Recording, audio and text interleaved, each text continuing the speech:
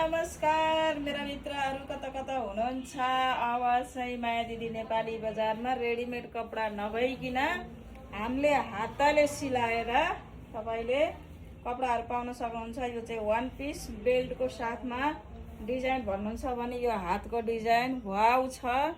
ल हजुरहरू one piece लगाउने चाहना छ भने नेपालमा बसे मात्रै वान पीस लगाउनु पर्छ भन्ने छैन है। र यसै गरेर यो चाहिँ स्कर्ट, यो चाहिँ अम्ब्रेला स्कर्ट हेर्नु जति मोटोले लगाए नि हुन्छ, यो स्लिमले लगाए पनि हुन्छ, मोटो पातलो सबैलाई मिल्छ। यो पनि स्कर्ट लगाएर सरल नाच्न सक्नुहुन्छ।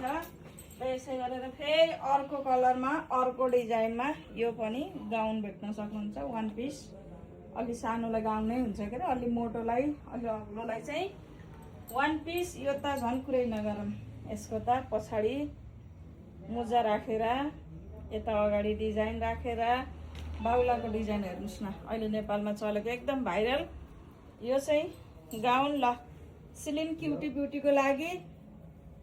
र यो पनि वान पीस,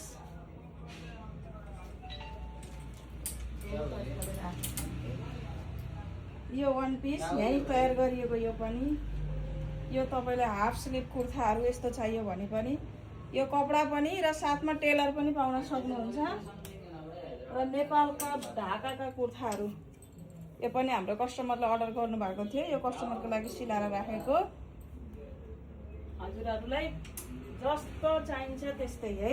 ल फल्ला फल माला माल माया दिदी बजारमा।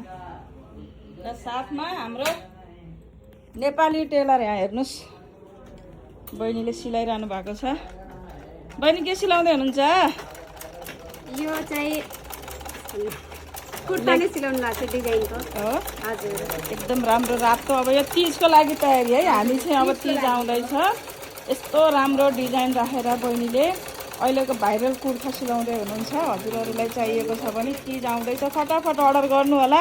तीजको मुखमा आएर चाहिँ पाउनुहुन्न है। र तपाईँहरूले एकदम ढाकाका साडीहरू, ढाकाका ब्लाउजहरू, त्यसपछि गएर यो भाइरल ब्याग हेर्नुहोस्, यसको बयानै गरेर साध्य छैन।